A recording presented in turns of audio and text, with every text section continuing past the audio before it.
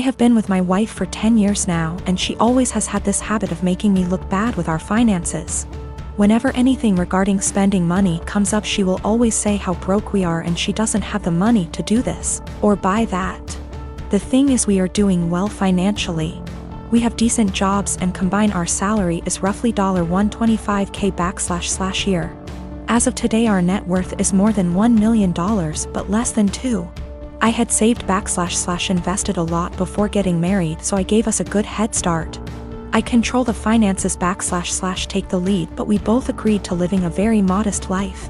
We both have our cars from college, for example, Honda and Toyota.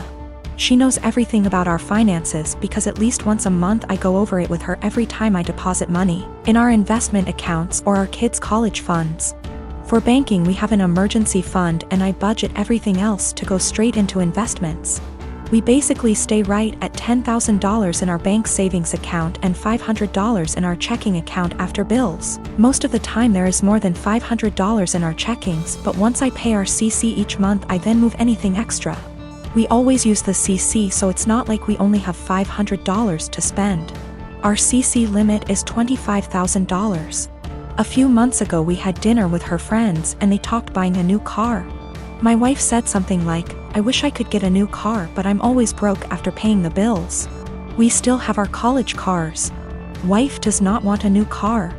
She will go on to talk about if she had money what she would want to buy, and it always makes me feel ashamed. This "I'm broke" story has been happening for years. When we were driving home, I asked her about. She understood we have the money, but it's how she feels because her bank account is always low. I said I can increase our budget or keep more money in our bank if she wants. Since we are doing well, I'm okay with spending more. She said no and again was happy with our finances. I explained that when she says we are broke, it makes me look bad and I feel ashamed. It's as though I can't provide for the family and / or I am bad with money. She doesn't see it that way. The same conversation has come up numerous times about us being broke. Recently, I reminded her numerous times it makes me feel and look bad in front of friends and family. I told her if she keeps saying stuff like that, I will reveal that we are doing well with money. I gave her a few reminders I'd eventually do this, but she kept going with the "I'm broke" story. At a dinner with her sister and parents, the same "I'm broke" story came up. I piped in and said, "It's weird to hear a millionaire say they are broke." My wife said, "I'm not though." And I quickly say, "We are millionaires and you know that. We go over our finances every month." Well, the "I'm broke" story stopped after that and the night went on as usual. A little later the same thing happens with her friends and I use the same line. Now my wife is mad at me for using that line and revealing roughly how much money we have. She said it seems like I'm gloating. I say it's better than making me look like I'm running us into the ground financially. I'm pretty open to us spending money and I don't restrict her spending. She has the CC to spend money monthly. Most of the month we have far more than $500 in our checking, but I move anything above to our investments once I pay the CC every month. I know I won't have any big expenses then. If I do, we have the CC limit and the $10,000 emergency cash. We live on a really cheap area and had a low cost of living.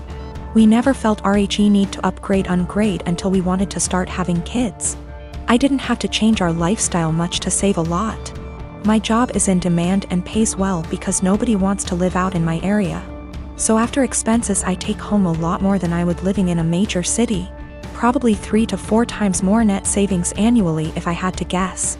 She doesn't want a new car and has told me that multiple times. She doesn't like driving and feels comfortable with her current car. She doesn't know what she wants to do when she retires. I know I'll be golfing, games, and eating edibles most days. I don't do any of this much now because we have kids and they will be my focus for a long time. I maybe golf 1 or 2 times a month AMD, that's the only times I take edibles. I'll speak more with my wife about this. I think she may not feel like it's her money since she never saved much before we got engaged. I am a 39 years old male, and I lost my late wife 6 years ago. I have a 16-year-old son, Daniel, and I recently got engaged to my fiancé of 2 years. Her mom and I aren't on good terms because of how she behaves. She's a controlling, self-centered, Dolly Parton wannabe. I learned to ignore, but she's been annoying Daniel and criticizing his personality regularly. He's a private kid and still hasn't gotten used to the new family dynamic, but he's in therapy and is doing fine. She keeps diagnosing him left and right, calling him antisocial, autistic and other crap. Fact is, Daniel is a shy, well-mannered kid, but people confuse that with being antisocial. Mother-in-law tried several times to force Daniel to open up by embarrassing him with personal questions on family dinners and test his personality type. I've realized the effect her behavior had on Daniel, so I gave him the choice to no longer be in the same room / house as mother-in-law, and he appreciated this a lot. Mother-in-law didn't like that Daniel kept his distance and no longer visits and kept ing about how spoiled he will become for her daughter to deal with. I told her to stop bringing it up, but she cried, "I'm just doing this for Danny." Last week she visited unexpectedly, wanting to say hi to Daniel. After Daniel greeted her, he went into the bathroom and she went into the living room with my fiancé. I was in my bedroom when Daniel came and said his journal was gone. We looked for it but didn't find it. I asked my fiancé, who was alone in the kitchen, but didn't see it. I paused for a second to ask where mother-in-law was. My fiancé said in the living room, but I saw her coming down the stairs. I asked where she was. She said the bathroom. I saw her purse in hand, so I bluntly asked if she took Daniel's journal. She looked offended and called for my fiancé when I insisted to see inside her purse. She wanted to leave, but I didn't let her. Fiancé told me to stop it, but I insisted, and the journal was there. Mother-in-law tried to explain this was her only chance to get to know Daniel better because she cares about him. I blew up at her and berated her for stealing from my son and told her she's banned from my house for the stunt she pulled. She argued with me, then left. My fiancé apologized for her but said banning her from the house was over the top. It backlashed and father-in-law argued and hoped his daughter realizes how I am and call off the wedding for refusing to apologize to Mil. Fiancé said her family won't come to the wedding till I reconcile with her mom and cancel the ban, but I won't let my son be disrespected in his own house and asked my fiancé to understand. I'm refusing to reconcile, but am aware this could ruin my relationship with all my in-laws, not just mother-in-law, and my fiancé thinks I'm selfish to cause drama. I am currently divorced from my ex Thomas of 30 years. We ended up seeing a lawyer to help with dividing stuff.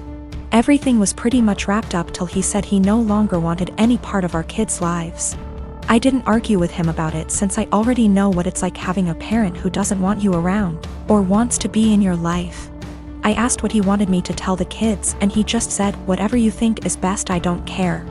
I don't want to parent anymore." Everything was in agreement and signed with no fuss. A few weeks later I get a call from my ex-Mil asking if we could meet each other. When I came over, she broke down crying and begging to let my ex see his kids again. I was confused about what she meant because not once did he contact me after meeting the lawyer. She went on about how my ex said he really missed them and that I was just a petty B***tch for taking full custody.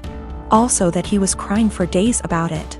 I told her my version of events and she called it BS, saying her son wouldn't lie like that, especially not about his kids. Then I decided to call him in front of her. He didn't know she and I were meeting that day. I said, "Hey, has a soccer game in a few days," which he did, and I was wondering if you wanted to go? I know he'd really love it and be happy to see you. He instantly said no. I already said I'm not doing this anymore.